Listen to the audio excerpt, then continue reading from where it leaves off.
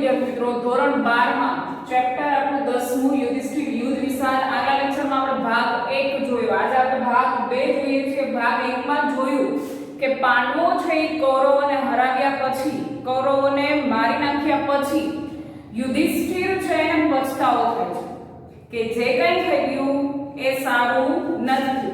યુધિષ્ઠિર છે નારદ મુનિને એના જે ભાઈઓ છે એને દ્રૌપદીને પોતાના અંદરની જે વ્યથા છે કે એને જે પછતાવો થાય છે, બરાબર, એ પશ્ચાતાપ છે એની આગળ મૂકે છે અને બધા એને સમજાવે છે. અને યુધિષ્ઠિર એવું કહે છે કે લોહી નીકળતો મુગટ છે, આપણા જ સ્વજનોના લોહીથી નીકળતો જે મુગટ છે એ પહેરવાની હવે મારામાં હિંમત નથી. આ બધું છોડીને મારે હવે જંગલમાં ચાલ્યા જાવ છું. ત્યારે ભીમ એમ કહે છે કે હું તો મૂર્ખ બુદ્ધિ કહેવાઉં, મારામાં બહુ જાજી બુદ્ધિ નથી, પણ હું એટલું કહું છું કે આવું બધું તમે એકે તો નથી કર્યું. રાજ્ય મેળવવા માટે અત્યાર સુધી યુદ્ધ થતા જ આવ્યા છે એમ કહે છે, બરાબર. ત્યારે યુધિષ્ઠિર એવું કહે છે કે એ બધી વસ્તુ અલગ છે પણ મારે આ મુગટ પહેરવો નથી. હવે પેજ નંબર 41 ઉપર પહેલેથી જોઈએ છીએ આપણે. ભીમ કહે છે શું બોલો છો મોટા ભાઈ, હવે તો દાવ ખેલાઈ ગયો. દાવ એટલે રમત, હવે તો રમત રમાઈ ગઈ એમ કહે છે.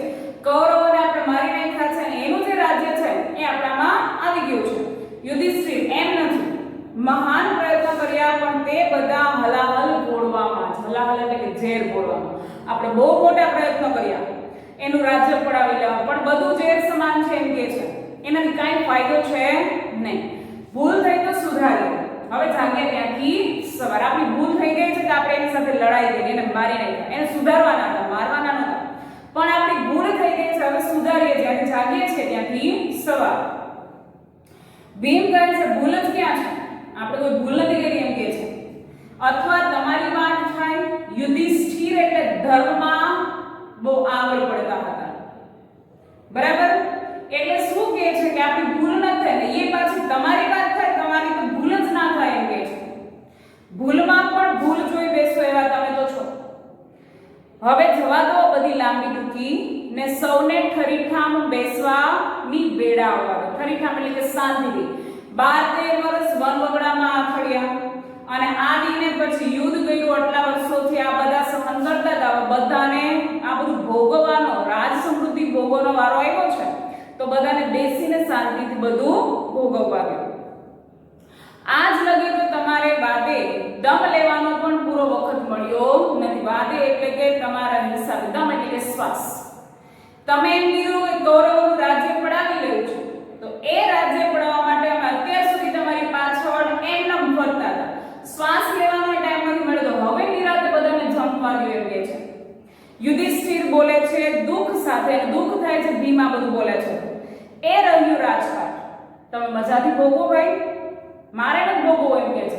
આ રાજપાટ આવ્યું, તમારે જેને ભોગવવું છે બધા ભોગવો. મળદા પર પગ મૂકી નગરજનોની દુખી ચીસો વચ્ચે લોહી નીકળતો મુગટ પહેરવાની હિંમત હવે મારામાં નથી. મળદા ઉપર પગ મૂકી નગરજનો, એના સૈનિકો જે યુદ્ધમાં હોમાઈ ગયા છે, એ બધાના લોહીથી નીકળતો મુગટ છે એ મારે હવે પહેરવો નથી. હું તો નિર્ભય માર્ગ પકડીશ, કે જે રસ્તા ઉપર ભય ના હોય, ડર ના હોય, એ રસ્તો પકડીશ. પવનનો ગોઠિયો બનીને વનની કોતરમાં ક્લેવરને કોગદાળો ફેંકી દઈશ. પવનનો ગોઠિયો એટલે પવનની એક ઝલક બનીને વનની કોતરમાં, કોતર એટલે કે ગુફા, એક પવનની ઝલક બની વનની ગુફાઓમાં ક્લેવર એટલે કે શરીરનો ત્યાગ કરી દઈશ. મતલબ કે જપ તપ અને સાધના એ જંગલમાં કરીશ અને એ તપ કરતા કરતા જ હું કોઈ ગુફામાં સાધના કરતા કરતા તપ કરતા કરતા મારું જે શરીર છે એનો ત્યાગ કરી દઈશ. હું ત્યાં ને ત્યાં મૃત્યુ પામી જઈ શકીએ છીએ. સહદેવ બોલે છે તમે જ વનવાસ દરમિયાન કહેતા હતા ને કે બાહ્ય વસ્તુ છોડીએ આત્મશુદ્ધિ થતી નથી. યુધિષ્ઠિર બધા ભાઈઓને સમજાવતા હતા વનમાં જ્યારે હતા ત્યારે કે બાહ્ય વસ્તુ છોડીએ આત્મશુદ્ધિ નથી થતી. શરીરને બહારથી બદલાવાથી મન છે એ શુદ્ધ નથી થતું. પહેલા મન શુદ્ધ કરવું પડે, પછી શરીરનો બદલાવ લાવવો જરૂરી છે એમ કે છે. આપણે આ એ અજબ જાતમાં મમતા છોડી રાજ ભોગવવામાં શો બાદ છે? બાદ એટલે કે શું નડતર રૂપ છે એમ કે છે. મમતા છોડી દો, મોહમાયા છોડી દો, પછી કોઈ રસ્તામાં આડસ જ નથી. મોટા મોટા રાજાઓએ યુદ્ધ કર્યા છે એટલું પણ તમે ભૂલી ગયા? મોટા મોટા રાજાઓએ રાજ્ય મેળવ્યું છે તો યુદ્ધ કરીને જ મેળવ્યું છે. એમને કોઈ રાજપાટ નથી ભોગવતું એમ કે છે. તો તમે આ બધું ભૂલી ગયા છો? નકુલ બોલે છે હું પણ એ જ કહેવા જતો હતો. ભગવાન મહાકાલ, મહાકાલ એટલે કે મહાદેવ, શંકર ભગવાન કરાવે તેમ આપણે કરીએ છીએ. આપણે બધા એ અજબ જાદુગરના હાથના રમકડા છીએ. આપણને ભગવાન કરાવે છે, આપણે કઠપુતલી છીએ એમ કે જાદુગરના હાથના રમકડા છીએ. ઉપરવાળો જેમ નચાવે છે એમ આપણે નાચીએ છીએ. એ દોરી હલાવે ત્યારે આપણે કૂદવા માંડીએ ને ખેંચી લે ત્યારે કરંડિયામાં પડ્યા રહીએ છીએ. જ્યારે દોરી હલાવે ત્યારે આપણે આપણું જીવન જીવીએ છીએ અને દોરી ખેંચી લે છે ત્યારે કરંડિયામાં એટલે કે વાંસની જે ટોપલી છે એમાં જેમ ને તેમ પડીને ફેંકાઈ જાય છે. મરવું એ તો મરવું ને જીવવું એ તો ભગવાનના હાથની વાત છે. આપણે કેવી રીતે જીવન જીવવું છે અને કેવી રીતે મૃત્યુ છે એ બધું આપણા હાથમાં નથી, એ ભગવાનના હાથમાં છે. યુધિષ્ઠિર બોલે છે પણ આપણે હથિયાર બન્યા ને? ભગવાનના હાથની વાત છે બરાબર છે, પણ આ બધા ખેલમાં આપણે શું બન્યા? તો હથિયાર બન્યા. ભીમ કહે છે કઠિયારો ઝાડ કાપે તેમાં કઠિયારાનો વાંક કે કુહાડીનો વાંક? ભીમ શું કહે છે કે કઠિયારો ઝાડ કાપે છે, ઝાડ કપાવવાનું છે, પણ એમાં કઠિયારાનો વાંક છે કે કુહાડીનો વાંક છે?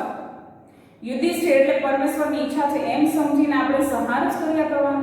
સંહાર એટલે કે વિનાશ, નાશ.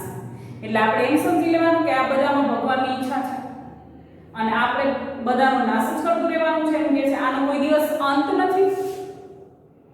પાંચાલી બોલે છે, પાંચાલી એટલે દ્રૌપદી બોલે છે બસ કરો હવે તમારું તત્વજ્ઞાન, ઘણું થયું, ધરાઈ ગયા હવે. એની એ જુગ જુગની ક્ષમા અને શાંતિની વાત. જુગ એટલે કે વર્ષો પહેલા. હવે તમારું બંધ કરો તો સાધના યુગની જુગની બધી વાત કરવાનું એમ કે છે. આ બધી વાતો વર્ષોથી સાંભળી ગઈ છે, હવે ધરાઈ ગયા છે. એ દહાડે ભરી સભામાં તમારા દેખતા મને ચોટલો પકડીને દુશાસન ખેંચી લાવ્યો. જ્યારે દ્રૌપદીના વસ્ત્રહરણ થયા હતા ને, ચીરહરણ થયું, ત્યારે ભરી સભામાં દુશાસન છે એ દ્રૌપદીનો ચોટલો પકડી અને એને ઢસવી લાવે છે. એ દ્રૌપદી ભૂલી નથી, એ એને યાદ કરાવે છે યુધિષ્ઠિરને. એ તો ભગવાને લાજ રાખી. શ્રી કૃષ્ણ આવ્યા હતા અને એને વસ્ત્રો પૂરા પાડ્યા હતા, બરાબર? નહીં તો મને ન વસ્ત્ર કરત. એને આપવું હતું અમરપદ. એને અમરપદ આપવું તો એમ કે છે ક્ષમાપદ છોડાય. દ્રૌપદીનું ગમે તે થાવ ને દુર્યોધન ભીમ દ્રોણની હાજરીમાં તમારું સમ્મુખ સાથળ ખોલી. સમ્મુખ એટલે સામે. દુશાસને શું કર્યું હતું? તો કે દુર્યોધન હતા, દ્રોણ હતા, યુધિષ્ઠિર હતા, બધાની સામે એણે દુશાસને પોતાનો સાથળ ખોલી અને દ્રૌપદીને ત્યાં બેસવા માટેનું આમંત્રણ આપ્યું. એટલી જલીલ કરી ત્યાં, એટલું અપમાન કર્યું હતું. મોડી વહેલી પણ ત્યાં ભીમની ગદા શું નહોતી પડવી જોઈતી? ભીમ એ સભામાં હાજર હતો તો ભીમે ત્યારે એને ગદા મારી નહોતી જોઈતી એમ કે છે. તો એવું તો કોઈ નહોતું કર્યું ત્યારે. યુધિષ્ઠિર ના પાંચાલી, કઠણ કાળજી કરીને કહું છું 100 વાર ના. ભીમે એવું નહોતું કરવું જોઈતું એમ કે છે. હું 100 વખત ના પાડું છું. ઓછું ના આણશો. ના આણશો એટલે કે લાવશો. તમે ખોટું નહીં લગાડતા એમ કે છે. તમારું અપમાન મને પણ સળગાવી દેતું. મને કંઈક થતું હતું જ્યારે તમારું અપમાન થતું હતું ત્યારે એમ કે છે. આપણી ગદાએ દુર્યોધનના સાથળના ટુકડા કર્યા કે દુશાસનના શરીરનો વિનાશ કર્યો, પણ એથી શું વળ્યું? યુદ્ધમાં આપણે એને મારી નાખ્યા એમ કે છે કે દુર્યોધનના સાથળના ટુકડા કરી નાખ્યા અને દુશાસનના શરીરનો વિનાશ કરી નાખ્યો. એથી આપણે શું મળ્યું? શરીર પડ્યા, મતલબ કે મૃત્યુ થઈ ગયા. દુર્યોધન અને દુશાસન આપણી વચ્ચેથી દૂર થયા. આપણે એની સામે યુદ્ધ કર્યું, એને મારી નાખ્યા. એનાથી આપણા હાથમાં શું આવ્યું? કે એના શરીર હાથમાં આવ્યું. એ મૃત્યુ પામી અને ત્યાં પડ્યા રહ્યા છે. આપણે એમને દૂર કર્યા, પણ જ્યાં જશે ત્યાં એ જ અભિમાન અને એ જ ક્રૂરતા બમણા વેગથી કામ કરશે. જ્યાં જશે ત્યાં એની જે ક્રૂરતા હતી, એની જે દુસાહસ વૃત્તિ હતી, એ બધે જ બમણા વેગથી એટલે જોરશોરથી 2 ગણા વેગથી એને યાદ રાખવામાં આવશે કે દુશાસનનું વ્યક્તિત્વ કેવું હતું અને દુર્યોધનનું વ્યક્તિત્વ કેવું હતું? આપણે લડવું હતું દુર્યોધનની અભિમાન વૃત્તિ સાથે, દુશાસનની નિર્લજ એટલે કે શરમ વગરની નિર્દયતા સામે, ને લડી બેઠા તેમના શરીરો સામે. આખા મેન પાઠનો હાર્દ છે એ આ લાઈનમાં છુપાયેલો છે. યુધિષ્ઠિર શું કહે છે કે આપણે એની અભિમાન વૃત્તિની સાથે લડવાનું હતું, એની જે નિર્લજતા છે એની સામે લડવાનું હતું. અને આપણે કોની સામે લડી બેઠા? એના શરીર સામે. આપણે એને મનથી સુધારવાના હતા. એનામાં જે અભિમાન હતું એ અભિમાન દૂર કરવાનું હતું. એની બદલીમાં આપણે એને છોડી નાખ્યા, મૃત્યુ પામી નાખ્યા. પાંચાલી બોલે છે, સ્ત્રીનો કોઈ ચોટલો પકડે તો તે પિતામહ હોય કે પરમેશ્વર પોતે હોય, પણ તો પણ તેની સાથે યુદ્ધ કરવું એ શાસ્ત્રનું વચન સંભાળી આપો. દુર્યોધન કહે છે કે આપણા શાસ્ત્રોમાં લખેલું છે સ્ત્રીનો ચોટલો પકડે પછી પિતામહ હોય કે પરમેશ્વર ખુદ હોય તો પણ એની સામે યુદ્ધ કરવું. જ્યાં સ્ત્રીનું સન્માન નથી જળવાતું, સામે ગમે તે વ્યક્તિ હોય એની સામે લડી લેવું એમ કહે છે. એ શાસ્ત્રોમાં વચનો આપેલા છે, યાદ કરાવું તમને. ને શાસ્ત્રનું વચન ન હોય ને તોય શું, આ તો પાપી હતા. હાથમાં ગદા હોય અને ગાંડીવ હોય, ગાંડીવ એટલે કે ધનુષ્ય હોય, તો પણ બધું સહન કર્યા કરવું ને ક્ષમા કર્યા કરવું. આપણી પાસે તો તાકાત છે એમ કે છે, હાથમાં ગદા છે ને ગાંડીવ છે, બાણ છે, તો પણ બધાને આપણે માફ જ કરી રાખવાના છે. યુધિષ્ઠિર કહે છે દ્રૌપદી તમને તમારી જ રીતિ આગળ નજર આવે છે, જે કાંઈ તમારા ઉપર થયું છે એ જ તમને અત્યારે નજર આવે છે એમ કહે છે. અત્યારે હજારો સ્ત્રીઓ પોતાના વહાલા પુત્ર, ભાઈ, પતિના મૃત્યુથી રડતી હશે. એમની ચીસો ન સાંભળી શકવા જેટલા તમારા કાન બુઠ્ઠા ન હોય તો જરી ધ્યાન આપો. આ યુદ્ધ કરવામાં ખાલી આપણા કૌરવો જ નાશ નથી પામ્યા, પણ એની સાથે જે સૈનિકો જોડાયેલા હતા એમાં કોઈનો દીકરો હતો, કોઈનો પતિ હતો, કોઈનો પુત્ર હતો.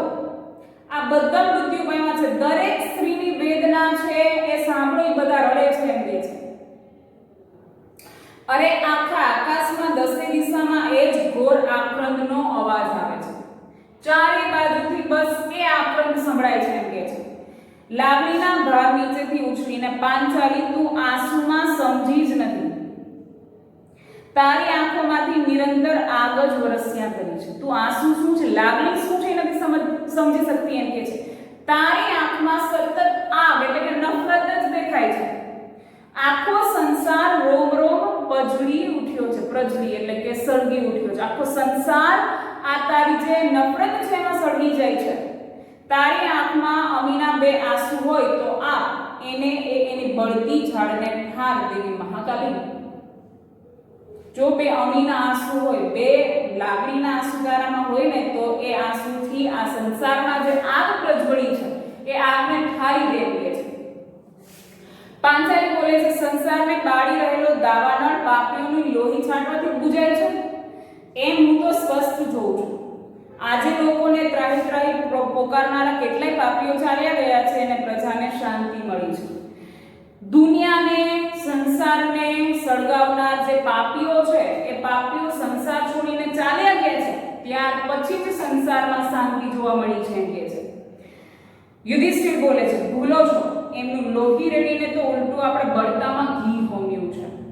એક તો સંસાર સળગતો હતો એમાં આપણે કૌરવોને માર્યા, એટલે આપણે બળતામાં ઘી હોમ્યા બરાબર કર્યું છે.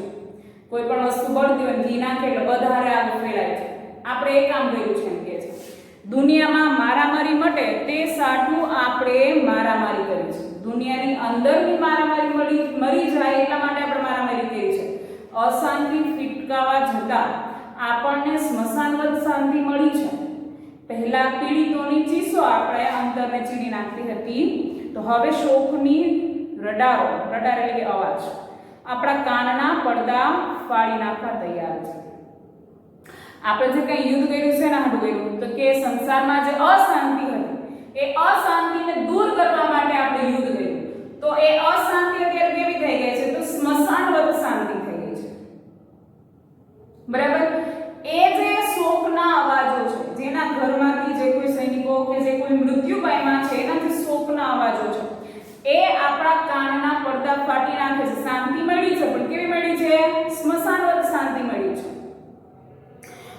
કહે છે ન બોલવું ન બોલવું એ મનમાં ઘણું એ થાય છે, પણ બોલ્યા વિના રહેવાતું નથી.